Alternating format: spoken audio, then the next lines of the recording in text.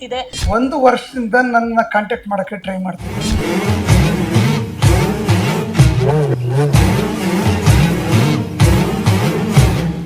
ಒಂದು ವರ್ಷದಿಂದ 2 ವರ್ಷದಿಂದ 5-6 ವರ್ಷದಿಂದ ಇದು ಈ ರೀತಿ ಕ್ಲೀನ್ ಮಾಡೋದು, ರಕ್ತ ತೊಟ್ಟಿಕೋದು, ಕ್ಲೀನ್ ಮಾಡೋದು, ರಕ್ತ ಅವರು ಯಾವ ರೀತಿ ಫೇಸ್ ಮಾಡಿರಬೇಕು. ಬಲವಾಗಿ ಬಾಡಿ ಒಳಗಡೆ ಸ್ಟ್ರಾಂಗ್ ಆಗಿ ಕೂತಿರ್ತಕ್ಕಂಥ ಒಬ್ಬ ಒಂದು 50-60 ವರ್ಷದ ಆಕ್ಸಿಡೆಂಟ್ ಪರ್ಸನ್ ಇವರ ಸೊಂಟದಿಂದ ಕಾಲನ್ನ ಆವರಿಸ್ಕೊಂಡಿದ್ದ, ಲಾಕ್ ಮಾಡಿದ್ದ. ನಾವು ಅಟೆಂಡ್ ಮಾಡಿ 48 ಗಂಟೆಯಲ್ಲಿ ಅವರ ಕ್ಲಾರಿಟಿ ಯಾವ ರೀತಿ ಚೇಂಜ್ ಆಯಿತು. ಬಣ್ಣ ಅವ್ರಿಗೆ ಕಾಲಿನ ಬಣ್ಣ ಸ್ವಲ್ಪ ಬದಲಾವಣೆ ಬಂದೈತೆ. ನಮಸ್ಕಾರ ಎಲ್ರಿಗೂ. ಭಗವಾನ್ ಗುರೂಜಿ ಅವರ ಜೊತೆಗೆ ನಿಗೂಢ ಶಕ್ತಿಯ ಒಂದು ಸಂಶೋಧನೆಯ ಈ ಒಂದು ಎಪಿಸೋಡ್ ನಲ್ಲಿ ನಿಮ್ಗೊಂದು ಹಾರಿಬಲ್ ಸ್ಟೋರಿ ಅಥವಾ ಒಂದು ಹಾರಿಬಲ್ ಕೇಸ್ ಅನ್ನ ನಿಮ್ಮ ಮುಂದೆ ಬಿಚ್ಚಿಡ್ತೀವಿ. ಯಾಕಂತಂದ್ರೆ ಈಗ ನೀವು ಸ್ಕ್ರೀನ್ ಮೇಲೆ ಏನು ಒಂದು ಫೋಟೋವನ್ನ ನೋಡಕ್ ಹೋಗ್ತಿದ್ದೀರಾ, ಆ ಒಂದು ಫೋಟೋ ನಿಜಕ್ಕೂ ಒಂದು ಡಿಸ್ಟರ್ಬ್ಡ್ ಫೋಟೋ ಅಂತಾನೆ ಹೇಳ್ಬೋದು. ಯಾಕಂತಂದ್ರೆ ಈ ರೀತಿಯಾದಂತಹ ಒಂದು ಕೇಸನ್ನ ಬಹುಶಃ ಯಾರು ಅಟೆಂಡ್ ಮಾಡಿರೋದಿಲ್ಲ, ಪರಿಹಾರವನ್ನ ಆಮೇಲೆ ಕೊಡುವಂತಹ ಯೋಚನೆ ಮೊದಲು ಯಾರು ಅಟೆಂಡೇ ಮಾಡಿರಲ್ವೇನೋ ಅನ್ನುವಷ್ಟು ಒಂದು ಕ್ಲಿಷ್ಟಕರವಾದಂತಹ ಒಂದು ಕೇಸು ಗುರೂಜಿ ಅವರು ಅಟೆಂಡ್ ಮಾಡಿದಂತಹದ್ದು. ಅದನ್ನ ನಾನು ಹೇಳ್ತೀನಿ ಏನು ಅಂತ, ಮೊದಲು ನೀವು ಈ ಇಮೇಜ್ ನೋಡಿ. ಯಾಕಂತಂದ್ರೆ ಹೇಗೆ ಆ ಒಂದು ಕಾಲಿನಿಂದ ಒಂದು ಬ್ಲಡ್ ಸುರಿತಾ ಇದೆ ಅದನ್ನ ನಾನು ನಿಮ್ಗೆ ತೋರ್ಸೋದಕ್ಕೂ ಆಗೋದಿಲ್ಲ. ಯಾಕಂತಂದ್ರೆ ಅದು ಒಂದ್ ರೀತಿ ಆ ರೀತಿಯಾದಂತಹ ಡಿಸ್ಟರ್ಬ್ಡ್ ವಿಜುವಲ್ಸ್ ಇರುತ್ತೆ, ಅವನ್ನ ತೋರ್ಸಕ್ ಆಗೋದಿಲ್ಲ ನೇರವಾಗಿ. ಒಂದು ವೃದ್ಧೆಯ ಕಾಲು ಇದು ಯಾವ ರೀತಿ ಎಷ್ಟು ಒಂದು ವಿಚಿತ್ರವಾಗಿದೆ ನೋಡಿ ಆ ಒಂದು ಕಲರು. ಸೊ ಈ ಒಂದು ಕೇಸನ್ನ ಗುರೂಜಿಗಳು ಅಟೆಂಡ್ ಮಾಡಿದ್ರು. ಇದನ್ನ ನಾನು ಇನ್ನಷ್ಟು ಎಕ್ಸ್ಪ್ಲೈನ್ ಮಾಡೋಕ್ಕಿಂತ ಮುಂಚೆ ಈ ಒಂದು ಅಚ್ಚರಿಯ ಕೇಸ್ ಬಗ್ಗೆ ಗುರೂಜಿಗಳೇ ನಿಮ್ ಹತ್ರ ಹೇಳ್ತಾರೆ. ಆದ್ರೆ ಅದಕ್ಕೂ ಮುನ್ನ ಅವ್ರನ್ನ ಬರಮಾಡ್ಕೊಳ್ಳೋಣ. ಗುರೂಜಿಗಳೇ, ಕಾರ್ಯಕ್ರಮಕ್ಕೆ ಸ್ವಾಗತ. ನಮಸ್ಕಾರ ವೀಕ್ಷಕರಿಗೆ. ಗುರೂಜಿಗಳೇ, ಈಗ ನಾವು ಒಂದು ವಿಷುವಲ್ ಅನ್ನ ತೋರಿಸಿದ್ವಿ ನಮ್ಮ ವೀಕ್ಷಕರಿಗೆ, ಯಾವ ರೀತಿ ಒಂದು ಕಾಲಿಂದ ರಕ್ತ ಸುರಿತಿದೆ, ಎಷ್ಟು ಒಂದು ಹಾರಿಬಲ್ ಆಗಿದೆ ಆ ಕಾಲು ಅನ್ನೋದನ್ನ. ಇದು ಯಾವ ಕೇಸ್ ಗುರೂಜಿ? ನೀವ್ ಎಲ್ಲ ಅಟೆಂಡ್ ಮಾಡಿದ್ರಿ? ಏನಿದ್ರ ಹಿಸ್ಟ್ರಿ? ಇವರು 1 ವರ್ಷದಿಂದ ನನ್ನ ಕಾಂಟ್ಯಾಕ್ಟ್ ಮಾಡೋಕ್ಕೆ ಟ್ರೈ ಮಾಡ್ತಿದ್ದಾರೆ. ಓಕೆ. ಆದರೆ ನನ್ಗೆ ಮಾಡೋಕ್ಕೆ ಅವ್ರಿಗೆ ಟೈಮ್ ಸಿಕ್ಕಿಲ್ವೋ ಗೊತ್ತಿಲ್ಲ, ನಾನು ಮಾತಾಡೋಕ್ಕೆ ಅವ್ರಿಗೆ ಅವಕಾಶನೇ ಬಂದಿಲ್ಲ ಅವ್ರಿಗೆ. ಈಗ ವಿಧಿ ಇಲ್ಲದೆ ಎಲ್ಲ ಕಡೆ ರೌಂಡ್ ಹಾಕಿ ಹಾಸ್ಪಿಟ್ಲು ಎಲ್ಲ ಕಡೆ ಹೋಗಿ ಅಷ್ಟು ಹಣ ನಾವು ಕೊಡೋಕ್ಕಾಗಲ್ಲ, ನಾವು ನಮ್ಮ ಕೈಲಿ ಆಗಲ್ಲ ಅಂತ ಅಂದ್ಬಿಟ್ಟು ಅವ್ರು ಸುಮ್ಮನೆ ಇದ್ದು ಲಾಟಲ್ಲಿ ನನ್ನ ಹತ್ರ ಟ್ರೈ ಮಾಡಿದ್ರು. ಅವ್ರಿಗೆ ಏನು ಅನುಭವಿಸ್ತಾ ಇದ್ರೆ ನಾನು ಕೇಸ್ ತಗೋಬೇಕಂದ್ರೆ ಹಿಂದೆ ಮುಂದೆ ನೋಡಿದೆ. ಆದರೆ ಏನೋ ಭಗವಂತ ನನಗೆ ಏನು ಶಕ್ತಿ ಕೊಟ್ಟನೋ ಗೊತ್ತಿಲ್ಲ, ನಾನು ಇದು ಮಾಡಬೇಕು, ಟ್ರೈ ಮಾಡಬೇಕು, ಇದನ್ನು ಪರೀಕ್ಷೆ ಮಾಡಬೇಕು ಏನು ಅಂತ ಕೈ ಹಾಕಿದೆ. ಬಟ್ ಅವ್ರು ಸಕ್ಸಸ್ ಕೊಟ್ಟೆ ಬರೀ 48 ಗಂಟೆಲಿ. ಆ ವಿಚಿತ್ರವಾದ ಘಟನೆಗಳು ಏನ್ ನಡೀತಿತ್ತು ಅಲ್ಲಿ, ಆಮೇಲೆ ಇದು ಯಾವ ರೀತಿ ಇದು, ಈ ಎಷ್ಟೋ ಮೆಡಿಸಿನ್ ಕೊಟ್ಟರು ವಾಸಿ ಆಗಿಲ್ಲ. ಅವ್ರ ಮಗಳೇ ಮಾತಾಡ್ತಾರೆ. ಯಾಕೆ ಅಂತಂದ್ರೆ ಆಮೇಲೆ ನಿಮ್ಗೆ ಇದ್ರದ್ದು ಒರಿಜಿನಲ್ ಪಿಕ್ಚರ್ ಇನ್ನೊಂದು ಮುಖ ಆಮೇಲೆ ತೋರಿಸ್ತೀನಿ ನಾನು. ಎಷ್ಟು ವರ್ಷದಿಂದ ನಿಮ್ಮ ತಾಯಿಗೆ ಈ ತರ ತೊಂದರೆ ಆಗ್ತಾ ಇತ್ತು? 30 ವರ್ಷದಿಂದ ತೊಂದರೆಯಿಂದ. ಆದರೆ ಈ ನಿದ್ದೆ ಬರ್ತಾ ಇರ್ತಕ್ಕಂಥದ್ದು, ಬೆನ್ನು ಕೆರಿತಕ್ಕಂಥದ್ದು, ತಲೆ ಕೆರಿತಕ್ಕಂಥದ್ದು, ಈ ಕಾಲು ಊತ ಹಾಕಿ ರಕ್ತ ತೊಟ್ಟಿಗ್ತಾ ಇತ್ತಲ್ಲ, ಇದೆಲ್ಲ ಯಾವಾಗಿಂದ ಆಯಿತು? ಅದು ಈ ನಡುವೆ ಅದು ಕಾಲಲ್ಲಿ ರಕ್ತ ಬಂದು ಬರ್ತಾ ಇರೋದು. ಅವ್ರಿಗೆ ಶುಗರೇ ಇಲ್ಲ, ಆದ್ರೂ ಕೂಡ ಡಾಕ್ಟರ್ಗಳಿಗೆ ಆಶ್ಚರ್ಯ. ಹೋಮಿಯೋಪತಿನೂ ಹೋಗಿದ್ದೀನಿ, ಅವ್ರಿಗೂ ಆಶ್ಚರ್ಯ. ರಿಪೋರ್ಟ್ ನೋಡಿದ್ರೆ ಏನಾದರೂ ಶುಗರ್ ಇದ್ರೆ ತಾನೇ ಈ ಥರ ಕಾಲು ಏನಾನ ಎಡವಟ್ ಆಗೋದು ಅಂದ್ಬಿಟ್ಟು. ಅದರಲ್ಲೂ ಏನಿಲ್ಲ, ನಾರ್ಮಲ್ ಇದೆ. ನಾರ್ಮಲ್ ಇದ್ರೂ ಕೂಡ ಇದಾಗೈತೆ. ಇದೇನಂತ ಅವಾಗ ಗೊತ್ತಾಗಿಲ್ಲ. ವಿಪರೀತ ನೋವು, ರಾತ್ರಿ ನಿದ್ದೆ ಬರಲ್ಲ, ಮೈ ಕೇಳ್ತಾ, ತಲೆ ಕೇಳ್ತಾ, ಹಿಂದೆ ರಾತ್ರಿ ಹೊತ್ತು ಮೂಗಿಲ್ಲ ಯಾರೋ ಮುಗ್ದಂಗಾಗುತ್ತೆ, ಸಮಸ್ಯೆಗಳು. ಈಗ ನಾವು ಅಟೆಂಡ್ ಮಾಡಿ 48 ಗಂಟೆಯಲ್ಲಿ ಅವರ ಕ್ಲಾರಿಟಿ ಯಾವ ರೀತಿ ಚೇಂಜ್ ಆಯಿತು? ಬಣ್ಣ ಅವ್ರಿಗೆ ಕಾಲಿನ ಬಣ್ಣ ಸ್ವಲ್ಪ ಬದಲಾವಣೆ ಬಂದೈತೆ. ಮುಂಚೆ ಏನು ಕಪ್ಪು ಬಣ್ಣ ಇತ್ತು, ಇವಾಗ ಅದು ಸ್ವಲ್ಪ ಬಣ್ಣ ಗೋಧಿ ಬಣ್ಣಕ್ಕೆ ತಿಳ್ಕೊಂಡೈತೆ. ಸ್ವಲ್ಪ ಸೊಂಟದಲ್ಲಿ, ಆಮೇಲೆ ತೊಡೆ ಭಾಗದಲ್ಲಿ, ಬೆನ್ನಿನ ಭಾಗ ಮೊದಲಿಗಿಂತನೂ ಸ್ವಲ್ಪ ರಿಲೀಫ್ ಕಾಣಿಸ್ತಾ ಇದೆಯಲ್ಲ, ಸ್ವಲ್ಪ ಬಿಡುಗಡೆ, ಸ್ವಲ್ಪ ಪರವಾಗಿಲ್ಲ, ನೋವಿದೆ ಅಲ್ಲ. ನಿಮ್ಮ ಏಜ್ಗೆ, ನಿಮ್ಮ ತೂಕಕ್ಕೆ ಅಟ್ ಪ್ರೆಸೆಂಟ್ ಜಲ್ದಿ ಕಮ್ಮಿ ಆಗಲ್ಲ. ಬಟ್ ಮೊದಲಿಗೂ ಈಗ ಪರವಾಗಿಲ್ಲಪ್ಪ, ನಾನು ಹುಷಾರಾಗ್ತೀನಿ, ಚೆನ್ನಾಗಿದ್ದೀನಿ ಅಂತ ನಿಮ್ಗೆ ಅನ್ನಿಸ್ತಾ ಇದೆ ಅಲ್ವಾ? ಇನ್ನೊಂದು ಸ್ವಲ್ಪ ವರ್ಕೆಲ್ಲ ಇದೆ. ಅದು ಏಕ್ದಮ್ ಇಷ್ಟು ವರ್ಷದ್ದು 48 ಗಂಟೆಯಲ್ಲಿ ಹೆಂಗಾಗೋಕ್ಕೆ ಸಾಧ್ಯ? ಅರ್ಥ ಆಯ್ತಾ? ಏನೂ ತೊಂದರೆ ಇಲ್ಲ. ಈಗ 4 ದಿವಸದಲ್ಲಿ ಹೆಚ್ಚು ಕಮ್ಮಿ 4 ದಿವಸ ಆಯ್ತು ನಾನು ಸ್ಟಾರ್ಟ್ ಮಾಡಿ. 4 ದಿವಸದಲ್ಲಿ ಹೆಚ್ಚು ಕಮ್ಮಿ ಒಂದು 40% 50% ನಿಮಗೆ ಬಾಡಿ ಒಳಗಡೆ ಈಗ ಊಟ ಮಾಡೋಕ್ಕಾಗಲಿ ಇನ್ನೊಂದಕ್ಕಾಗಲಿ ತೊಂದರೆ ಆಗ್ತಾಯಿಲ್ಲ. ಆಮೇಲೆ ರಾತ್ರಿ ಸ್ವಲ್ಪ ನಿದ್ದೆ ಚೆನ್ನಾಗಿ ಬಂತಲ್ವ ನಿನ್ನೆ ರಾತ್ರಿ ಹಾಂ ಬೆಳಗಿನ ಜಾವ ಹತ್ತತ್ರ ಬರುತ್ತೆ, ಒಂದು 5 ಹಾಂ ಗಂಟೆ 5 ನಿಮಿಷ. ಅವಾಗ ನಿದ್ದೆ ಬರುತ್ತೆ. ಯಾಕಂದರೆ ಬೆಳಗ್ಗೆ ಹೊತ್ತು ಮಲಗಿರ್ತೀರ ನೀವು? ಇಲ್ಲ ಇಲ್ಲ ಇಲ್ಲ, ರಾತ್ರಿ ಎಲ್ಲ ನಿದ್ದೆನೆ ಹತ್ತಲ್ಲ, ಹಾಂ ನಿದ್ದೆನೆ ಹತ್ತಲ್ಲ. ಇಬ್ಬರಿಗೂ ಅದೇ ಕಥೆನೆ. ಎದ್ದಿರೋ ಬದಲು ಟಿವಿ ನೋಡೋದು ಅಂದ್ಬಿಟ್ಟು TV ನೋಡ್ತಾ ನೋಡ್ತಾ ನಿದ್ದೆ ಬಂತು ಅಂದಾಗ ಅವಾಗ ಆಫ್ ಮಾಡ್ಬಿಡ್ತೀವಿ. ಈಗ ನಾನು ಕೇಳ್ತಾ ಇರೋದು, ಈ ಕಾಲೆಲ್ಲ ಕಪ್ಪಗಾಗಿತ್ತಲ್ಲ, ರಕ್ತ ತೊಟ್ಟಿಗ್ತಾ ಇತ್ತಲ್ವ, ಈಗ ಆ ಭಾಗ ಎಲ್ಲ ಸ್ವಲ್ಪ ಒಂಥರ ಡ್ರೈ ಆದಂಗೆ ಇದೆಯಾ? ಇವಾಗ ಸ್ವಲ್ಪ ಡ್ರೈ ಆದಂಗಿದೆ ಅಂದರೆ ಅದು ಇನ್ನು 3 ದಿವಸದಲ್ಲಿ ಈ ಊತ ಇದೆ ನೋಡಿ ಮುಂದೆ, ಈ ಊತ ಇದೆಯಲ್ಲ, ಈ ಊತ ಈ 2 ಕಾಲದು ಕಮ್ಮಿ ಆಗುತ್ತೆ, ಇನ್ನೂ ಕಮ್ಮಿ ಆಗುತ್ತೆ. ನಾನು ಹೇಳ್ದಂಗೆ ಸಾಯಂಕಾಲ 5 ಗಂಟೆಗೆ ಉಪ್ಪು ನೀರಲ್ಲಿ ಅದನ್ನು ಬಿಸಿ ನೀರಿನಲ್ಲಿ ಕಾಲಿಕ್ಸಿ 10 ನಿಮಿಷ ಇಕ್ಸಿ, ಅದು ಎಳ್ಕೋಬೇಕು, ಉಪ್ಪು ನಿಮಿಷ ಎಳ್ಕೋಬೇಕು, ಡ್ರೈ ಆಗಬೇಕು. ಅರ್ಥ ಆಯ್ತಾ? ಸರಿ ಹೋಗುತ್ತೆ.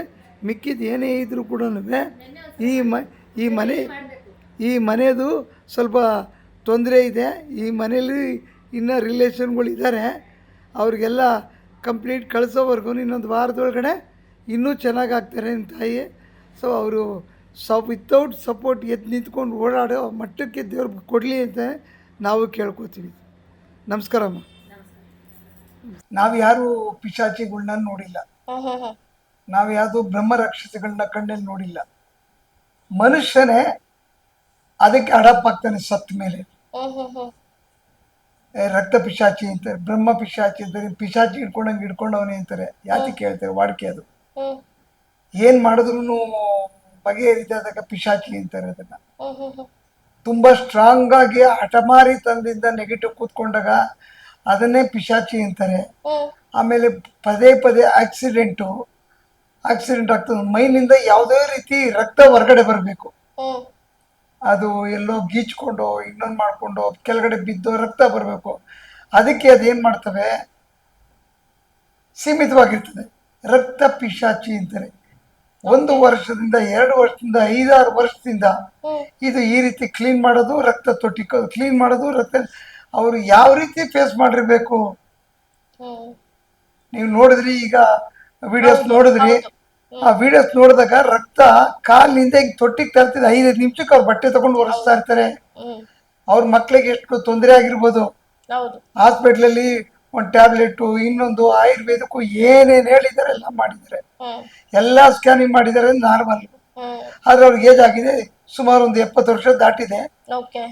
ಕಾಲ್ಗಳು ತುಂಬಾ ದಪ್ಪ ಆಗ್ಬಿಟ್ಟು ಆ ಕಾಲು ನೋಡಕ್ಕಾಗಲ್ಲ ನಮ್ಮ ಕೈಲಿ. ಬಟ್ ನಾನು 48 ಗಂಟೆಲಿ ಇನ್ನೊಂದು ಪಾದನ ತೋರಿಸಿದ್ರೆ ನೋಡಿ, ಅವ್ರದೇನೆ ಎಷ್ಟು ಕಲರ್ ಚೇಂಜ್ ಆಗಿದೆ. ಅವ್ರ ಪರ್ಸನಾಲಿಟಿ ತಕ್ಕಂತೆ ಕಾಲ್ ದಪ್ಪ ಇದೆ ಬಿಡಿ, ಆದ್ರೆ ಪಾದ ನಾನು ಅಟೆಂಡ್ ಮಾಡಿದ್ಮೇಲೆ ಕಲರ್ ಹೆಂಗ್ ಚೇಂಜ್ ಆಯ್ತು. ನಾನು ಅವ್ರ ಮನೆಗೆ ಹೋಗಿಲ್ಲ, ಅವ್ರ ಮಾತಾಡ್ಸಿಲ್ಲ, ನನ್ನ ಮನೇಲಿ ಕೂತ್ಕೊಂಡು ನಾನು ಆಪರೇಟ್ ಮಾಡೋದು. ನನ್ನ ಮನೇಲಿ ಕೂತ್ಕೊಂಡು ನಾನು ಆಪರೇಟ್ ಮಾಡೋದು. ಏನಂದ್ರೆ ರಕ್ತ ಪಿಶಾಚಿ ಅಂದ್ರೆ ಅವ್ರಿಗೆ ಬಲವಾಗಿ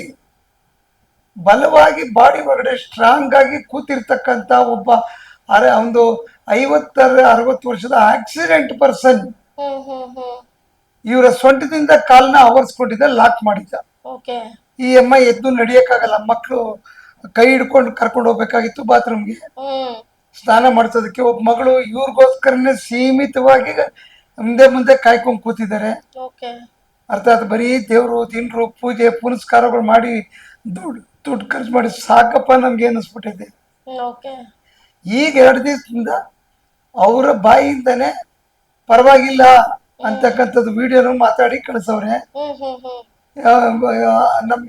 ನಮ್ಗೇನಂದ್ರೆ ಅವ್ರು ಕೊಟ್ಟಿದ್ದು ದೊಡ್ಡದಲ್ಲ, ನಾವು ಮಾಡಿ ದೊಡ್ಡದಲ್ಲ. ಬಟ್ ದೇವ್ರು ನಮ್ಗೆ ಇಂಥ ಶಕ್ತಿ ಕೊಟ್ಟವನು ಇಲ್ಲಿ ಕೂತ್ಕೊಂಡು ಮಾಡೋದಕ್ಕೆ. ನಾನು ಪಬ್ಲಿಸಿಟಿ ಮಾಡ್ಕೊಂಡು ಮಾರ್ಕೆಟಿಂಗ್ ಮಾಡೋಕ್ಕೆ ಇನ್ನೊಂದು ದೊಡ್ಡ ಟಿವಿಲಿ ಕೂತ್ಕೊಳ್ಳೋದು ನಾವು ಇಷ್ಟಪಡಲ್ಲ. ಸಾಕು ನಮ್ಮ ಸಣ್ಣ ಮಾಧ್ಯಮದಲ್ಲಿ ನಮ್ಮ ಜನಕ್ಕೆ ಮುಟ್ಟಬೇಕು. ನೀವು ಯಾರು ನೋಡ್ತಾ ಇದ್ದೀರಾ, ನಾನು ಯೂಟ್ಯೂಬ್ ನೋಡೋರು ಮಾಡೋರು ಮಟ್ಟೋರು ಇನ್ನೊಬ್ಬರಿಗೆ ಇಂಥ ಕಷ್ಟದಲ್ಲಿರೋರಿಗೆ ಸಪೋರ್ಟ್ ಮಾಡಿ. ನೀವು ಯಾರು ದುಡ್ಡು ಕೊಡಲ್ಲ, ಬಟ್ ಅವ್ರಿಗೊಂದು ಕರ್ಮ ಕಳೆದಿದ್ರೆ ನಮ್ಮ ನಂಬರ್ ಸಿಗುತ್ತೆ, ಇಲ್ಲ ಅಂದರೆ ಸಿಗಲ್ಲ. ಹೌದು. ನನ್ನ ಯೂಟ್ಯೂಬ್ನಲ್ಲಿ ನೋಡ್ತಾರೆ ಜನ. ನಾನು ನೋಡ್ಬೇಕಂದ್ರೆ ಅವ್ರಿಗೆ ದಮ್ಮಿರ್ಬೇಕು, ಧೈರ್ಯ ಇರಬೇಕು. ಹ್ಮ್ ಯಾಕಂದ್ರೆ ನಿಮ್ಮಲ್ಲಿ ಒಂದು ಕೆಟ್ಟ ಆತ್ಮ ಇದ್ರೆ ಒಬ್ಬ ಗುರುಜಿ ಅಂದ್ರೆ ನೋಡಲ್ಲ. ಹ್ಮ್ ಗುರುಜಿಯವರಂದ್ರೆ ಬರಲ್ಲ, ದೇವಸ್ಥಾನ ಅಂದ್ರೆ ಬರಲ್ಲ. ಈ ವಿಡಿಯೋನ ಆನ್ ಮಾಡಿದ್ರೆ ಎಷ್ಟೋ ಜನ ಫೋನ್ ಹೊಡೆದಾಕಿರೋದು ನಾನು ತೋರಿಸಿದ್ದೀನಿ, ಹೇಳಿದ್ದೀನಿ ನನ್ನ ವಿಡಿಯೋಗಳಲ್ಲಿ. ಹ್ಮ್ ನಂಗೆ ತೋರಿಸ್ಬೇಡ, ಆ ವಿಡಿಯೋ ಬೇಡ, ಅವ್ರ ವಾಯ್ಸ್ ಕೇಳಕ್ಕಾಗಲ್ಲ, ಅವ್ರ ಮಕ ನೋಡಕ್ಕಾಗಲ್ಲ. ಎಷ್ಟು ಜನ ಮಾತಾಡ್ತಾರೆ. ಹೌದು. ನನ್ನ ವಾಯ್ಸ್ ನನಗೆ ಗೊತ್ತಿಲ್ದಂಗೆ ಈ ಆತ್ಮಗಳ ಜೊತೆ ಹೊಡೆದಾಡಿ ನನ್ನ ವಾಯ್ಸೇ ಬದಲಾಗ್ಬಿಟ್ಟಿದೆ. ಹ್ಮ್ ಯಾಕಂದ್ರೆ ಈ ಆತ್ಮಗಳಿಗೆ ನಾವು ಬರೀ ಮಾತಲ್ಲಿ ಹೇಳಿದ್ರೆ ಕೇಳಲ್ಲ, ಪೂಜೆ ಪುನಸ್ಕಾರ ಕೇಳಲ್ಲ, ತಾಯ್ತಾ ಇನ್ನೊಂದು ಕಟ್ಟಿದ್ರೆ ಕೇಳಲ್ಲ. ಇದನ್ನ ಕಟ್ಟೋರಿಗೆ ಬಹಳಷ್ಟು ಜನ ಇರ್ತಾರೆ. ಅವ್ರವ್ರು ಕಲ್ತಿರೋ ವಿದ್ಯೆಗಳು ನಮಗೆ ಬೇಡ. ಬಟ್ ನಮ್ಮ ಹತ್ರ ಬಂದಾಗ ನಾನು ಏನು ರಿಸ್ಕ್ ತಗೋದು, ಏನು ಮಾಡ್ಬೋದು ಇದನ್ನ ಅಂತ ಪರೀಕ್ಷೆ ಮಾಡಿದಾಗ ನನಗಲ್ಲಿ ಸಿಕ್ಕದಂಥದ್ದು ಆಕ್ಸಿಡೆಂಟ್ ಆಗಿ ಮನೆಗೆ ಕರ್ಕೊಂಬಂದಂಥ ವ್ಯಕ್ತಿ ಕಾಲಿನಿಂದ ಎಲ್ಲಿಂದ ರಕ್ತ ಆಕ್ಸಿಡೆಂಟ್ ಆಗಿತ್ತೋ ಗೊತ್ತಿಲ್ಲ ನನಗೆ. ರಕ್ತ ಬರ್ತಾ ಇತ್ತು, ಗಾಯಗಳಾಗಿತ್ತು, ವಾಸಿ ಆಗಿಲ್ಲ. ಅದರಲ್ಲೇ ಸತ್ತಂತ ವ್ಯಕ್ತಿ ಈ ಅಜ್ಜಿನ ಆವರಿಸ್ಕೊಂಡ್ಬಿಟ್ಟಿದ್ದ. ಆಮೇಲೆ ಇನ್ನೊಬ್ರು ತಲೆಯನ್ನ ಬೆನ್ನ ರಾತ್ರಿ 12 ಗಂಟೆ ಆದ್ರೆ ಕೆರೀತಾರೆ. ಗುರುಜಿ ಎಲ್ಲ ಕಮ್ಮಿ ಆಯ್ತು, ನೋವು ಕಮ್ಮಿ ಆಯ್ತು, ಸ್ವಲ್ಪ ಕಾಲಲ್ಲಿ ಪೇನ್ ಇದೆ ಅಷ್ಟೇ, ಈಗ ಆರಾಮಾಗಿದ್ದೀನಿ, ಕಾಲಲ್ಲಿ ಚೇಂಜ್ ಆಯ್ತು, ರಕ್ತ ತೊಟ್ಟಿತ್ತಲ್ಲ. ಈ ಬೆನ್ನು ಕೆರೆಯೋರು ಯಾರು? ಬೆನ್ನನ್ನ ಕೆರೆಯೋರು ಯಾರು? ತಲೆ ಎಲ್ಲ ಕೆರೀತಾರೆ, ಬೆನ್ನು ಮನುಷ್ಯ ಕೆರೆದಂಗೆ ಕೆರೀತಾರೆ. ಇದಕ್ಕೇನು ಹೇಳ್ಬೇಕು? 2 ದಿವಸ ರಾತ್ರಿ ಒಳಗಡೆ ನೋಡೋಣ ಅಂತ ಸ್ಕ್ಯಾನಿಂಗ್ ಒಳಗಡೆ 1.5 ಗಂಟೆ ಕಾಯ್ದಿದ್ದಕ್ಕೆ ಅಲ್ಲಿ ಒಬ್ಬ ಮುದ್ಕಪ್ಪ, ಒಂದು 65-70 ವರ್ಷದವ್ರು ವ್ಯಕ್ತಿ, ಅವ್ರು ಯಾರು ಅಂತ ಗೊತ್ತಿಲ್ಲ, ಅವ್ರ ರಿಲೇಷನ್ನು ಇನ್ನೊಂದು ಮತ್ತೊಂದು ಬೇರೆ ಗೊತ್ತಿಲ್ಲ. ಆತ ಬಂದು ಈ ಸಮಾಧಾನಕ್ಕೋಸ್ಕರ ಬೆನ್ಸೋರ್ತಾವನ ಇಲ್ಲ ಬೇಕಾಗಿ ಕೆರೀತವನ ಗೊತ್ತಿಲ್ಲ. ಕೊನೆಗೆ ಅವನ್ನ ಲಾಕ್ ಮಾಡಿದ್ಮೇಲೆ ರಾತ್ರಿ ಚೆನ್ನಾಗಿ ನಿದ್ದೆ ಮಾಡೋರೆ. ಯಾಕಂದ್ರೆ ಇಂಥ ಶಕ್ತಿಗಳು, ಇದು ಬಹಳ ಕಷ್ಟ, ನಿಮ್ ಕಣ್ಣಿಗೆ ಬೀಳಲ್ಲ. ನೀವು ಔಷಧಿ ಕೊಟ್ಟು, ಇಂಜೆಕ್ಷನ್ ಕೊಟ್ಟು, ಸ್ಕ್ಯಾನಿಂಗ್ ಮಾಡ್ತೀವಿ, ಟ್ಯಾಬ್ಲೆಟ್ ಕೊಟ್ಟರೆ ಆಯುರ್ವೇದಿಕ್ ಔಷಧಿಗಳನ್ನೆಲ್ಲ ಕರಗಾಗಿ ವಾಸ 48 ಗಂಟೆಲಿ ನಾನೇನ್ ಮಾಡಿದೆ? ಹೌದು. ಅಲ್ಲ, ಅದಕ್ ಮುಂಚೆ ಈ ಸೈಂಟಿಫಿಕಲ್ ರೀಸನ್ ಇರುತ್ತೆ ಕೆಲವೊಂದು. ಏನೋ ಸೈಂಟಿಫಿಕಲ್ ಆಗಿ ಕೆಲವೊಂದು ಅವ್ರಿಗೇನೋ ಹೆಲ್ತ್ ಇಶ್ಯೂ ಆಗಿ ಏನೋ ಒಂದು ಆಗಿರುತ್ತೆ, ಒಂದೊಂದ್ ಟೈಮ್ ಆತರ ಆಗಿರುತ್ತೆ. ನಿಮಗ್ ನೋಡಿದ ತಕ್ಷಣ ಇಲ್ಲ ಇದಲ್ಲ, ಇದು ಬೇರೆನೆ ಅಂತಾನೆ ಗೊತ್ತಾಗೋಯ್ತಾ? ಹೌದು, ಅದು ಗೊತ್ತಾಗುತ್ತೆ ನಮ್ಗೆ. ಈಗ ಇದುವರೆಗೂ ನನ್ನ ವಾಟ್ಸಪ್ ಅಲ್ಲಿ ನೋಡಿ ಎಷ್ಟು ಫೋಟೋಗಳಿರುತ್ತೆ ನಿಮ್ಗೆ ಗೊತ್ತಾಗುತ್ತೆ. ನೋಡಿದ ತಕ್ಷಣ ಗೊತ್ತಾಗ್ಬಿಡುತ್ತೆ, ಇಲ್ಲಾಂದ್ರೆ ಆ ಕೇಸ್ ನೋಡಿದ ತಕ್ಷಣ ಗೊತ್ತಾಗ್ಬಿಡುತ್ತೆ. ಮುಖ ಕಳಿಸ್ತಾರೆ, ನಾನು ನೋಡ್ತೀನಿ, ಹೇಳ್ತೀನಿ, ಎಸ್ ನೀವ್ ಹೇಳಿದ್ ಕರೆಕ್ಟ್ ಆಗಿದೆ ಗುರುಗಳೇ, ಹಿಂಗೆ ಇದೆ ಅಂತ ಅವ್ರು ಹೇಳಿದ್ಮೇಲೆ ನಾನು ಆ ಕೇಸ್ಗೆ ಟೈಮ್ ಕೊಡ್ತೀನಿ. ಅವ್ರು ಇಲ್ಲ ನೀವ್ ಹೇಳಿದ್ದು ಕರೆಕ್ಟ್ ಆಗಿಲ್ಲ ಸರ್, ಈ ತರ ಇಲ್ಲ ಅಂತಂದ್ರೆ ದಯವಿಟ್ಟು ಕೈ ಮುಗಿದ್ಬಿಟ್ಟು ಬೇಡಿ, ನಾನು ಹೇಳಿದ ಸಿಂಟಮ್ಸ್ ಇಲ್ಲ ಅಂದ್ಮೇಲೆ ನೋಡೋಣ ಅಂತ ಟೈಮ್ ಬಂದಾಗ ಬನ್ನಿ. ಯಾಕಂದ್ರೆ ನೀವು ಸಿಂಟಮ್ಸ್ ಇಲ್ಲ ಅಂದಾಗ ನಾನು ಮಾಡ್ತೀನಿ ಅಂತ ತೋರಿಸಿದ್ರೆ ಅವ್ರು ಹೇಳ್ತಾರೆ, ನಾಳೆ ಸರ್ ನಾವಿಲ್ಲ ಅಂತ ಹೇಳಿದ್ವು, ನೀವೇನೋ ಮಾಡಿದ್ರಿ, ಅಮೌಂಟ್ ಕೊಟ್ಟು ಯಾಕೆ ಬೇಕು ನನಗೆ ಅಂತ, ದುಡ್ಡು ಬೇಡ, ನೀವ್ ಕಷ್ಟ ಅಂತ ನಿಮ್ಗೆ ಗೊತ್ತಾಗ್ಬೇಕು. ನಿಮ್ಗೆ ಈಗ ನಡಿಯಮ್ಮ ಅಂತಂದ್ರೆ ನಿಮ್ ಕೈ ನಡಿಯಕ್ಕಾಗದೆ ನೋವು ಏನೋ ಒದ್ದಾಡ್ತಿರ್ತೀರ ಅನ್ಕೊಂಡ್ರೆ, ನಾನು ತೆಗೆದಾಗ ಈ ನೋವು ಸ್ವಲ್ಪ ಕಮ್ಮಿ ಆಯ್ತು ಅಂತಂದ್ರೆ ಗುರುಗಳೇ ಕಮ್ಮಿ ಆಯ್ತು ಅಂತೀರ. ಇಲ್ಲ ಸರ್ ನಮ್ಮ ಮೊದ್ಲೇ ಚೆನ್ನಾಗಿ ನಡೀತಾ ಇದೆ, ಏನ್ ತೊಂದ್ರೆ ಇಲ್ಲ ಅಂದ್ರೆ ನಾನು ದುಡ್ಡು ತಗೊಂಡಿದ್ದೀವಿ ಎಷ್ಟು, ಕೆಲಸ ಮಾಡಿದ್ದು ಎಷ್ಟು ಅಂತ ಕೇಸ್ಗಳು ನನ್ಗೆ ಬೇಡವೂ ಬೇಡ. ನಂಬಿಕೆಯಿಂದ ಬಂದಾಗ ಮಾತ್ರ ನಾನು ಕೈ ಹಿಡಿತೀನಿ. ಇಲ್ಲ ಅಂದ್ರೆ ಅವ್ರು ಎಷ್ಟು ಲಕ್ಷ ಖರ್ಚು ಕೊಡ್ತೀವಿ ಅಂದ್ರೂ ನಾನು ಕೇಸ್ ತಗೊಳ್ಳಲ್ಲ. ನನ್ನ ಪಾಲಿಸಿನೇ ಬೇರೆ. ನಾನು ಎಲ್ಲಾ ಸ್ವಾಮೀಜಿಗಳಿಗಿಂತ ವಿರುದ್ಧವಾಗಿ ಇರ್ತದೆ. ನನ್ನ ಕೇಸು, ನನ್ನ ಮೇಲೆ ನಂಬಿಕೆ ಅನ್ನೋದು ಫಸ್ಟ್ ಮುಖ್ಯ. ಬಲವಂತ ಇಲ್ಲ, ಬನ್ನಿ ಅಂತ ಹೇಳಲ್ಲ. ಸೊ ನೋಡಿದ್ರಲ್ಲ ಇವತ್ತಿನ ಎಪಿಸೋಡ್ ಅಲ್ಲಿ ಯಾವ ರೀತಿ ಒಬ್ಬ ವೃದ್ಧೆಗೆ ಹೇಗೆ ಒಂದು ಸಮಸ್ಯೆ ಆಗಿತ್ತು, ಯಾವ ಡಾಕ್ಟರಿಂದನೂ ಕೂಡ ಅವ್ರ ಸಮಸ್ಯೆಗೆ ಪರಿಹಾರ ಸಿಕ್ಕಿಲ್ಲ, ಆದ್ರೆ ಭಗವಾನ್ ಗುರೂಜಿ ಅವರಿಂದ ಅವರಿಗೆ ಸಮಸ್ಯೆ ಸಿಕ್ಕಿದೆ. ನೀವು ಬಿಫೋರು ಆಫ್ಟರು ಹೇಗಿತ್ತು ಒಂದು ಹಾರಿಬಲ್ ಸಿಚುವೇಶನ್, ಅವರಿಂದ ಹೇಗೆ ಸಮಸ್ಯೆ ಸಿಕ್ತು, ಅದಾದ್ಮೇಲೆ ಅವರು ಯಾವ ರೀತಿ ಇದೆ ಅವರ ಒಂದು ಕಾಲು, ಇದನ್ನೆಲ್ಲವನ್ನು ಕೂಡ ನೋಡಿದ್ವಿ. ಸೊ ಗುರೂಜಿಗಳಿಗೆ ಮೊದಲಿಗೆ ಧನ್ಯವಾದಗಳನ್ನ ತಿಳಿಸೋಣ. ಗುರೂಜಿಗಳೇ ಧನ್ಯವಾದಗಳು. ನಮಸ್ಕಾರ ವೀಕ್ಷಕರಿಗೆ. ಮತ್ತೊಂದು ಎಪಿಸೋಡ್ ನಲ್ಲಿ ನಾವು ನಿಮ್ಮನ್ನು ಭೇಟಿ ಆಗ್ತೀವಿ ಇದೇ ರೀತಿ ನಿಗೂಢ ಶಕ್ತಿಗಳ ಸಂಶೋಧನೆಯೊಂದಿಗೆ. ಆದ್ರೆ ಅದಕ್ಕೂ ಮುನ್ನ ನಿಮ್ಮಲ್ಲೂ ಯಾರಿಗಾದ್ರೂ ಏನಾದ್ರು ಈ ರೀತಿಯಾದಂತಹ ಸಮಸ್ಯೆಗಳಾಗ್ತಾ ಇದ್ದು ನಿಮ್ಗೆ ಎಲ್ಲೂ ಪರಿಹಾರ ಕಂಡ್ಕೊಳ್ಳಕ್ಕೆ ಗೊತ್ತಾಗ್ತಿಲ್ಲ ಅಂದಾಗ ನೀವು ಗುರುಜಿಗಳನ್ನ ಸಂಪರ್ಕ ಮಾಡಬಹುದು. ಕೆಳಗಡೆ ಸ್ಕ್ರೀನ್ ಮೇಲೆ ಕಾಣಿಸ್ತಿರುವಂತಹ ಈ ಒಂದು ನಂಬರ್ಗೆ ನೀವು ವಾಟ್ಸಪ್ ಮೂಲಕ ಒಂದು ಮೆಸೇಜ್ ಅನ್ನನಾದ್ರೂ ಮಾಡಬಹುದು ಅಥವಾ ಫೋನ್ ಕರೆಯನ್ನ ಮಾಡಿ ಗುರುಜಿಗಳೊಂದಿಗೆ ಮಾತನಾಡಿ ನಿಮ್ಮ ಸಮಸ್ಯೆಗಳನ್ನ ಹಂಚ್ಕೊಂಡ್ರೆ ಏನ್ ಪರಿಹಾರ ಮಾಡ್ಕೋಬೇಕು ಅನ್ನೋದನ್ನ ಗುರುಜಿಗಳು ತಿಳಿಸ್ತಾರೆ.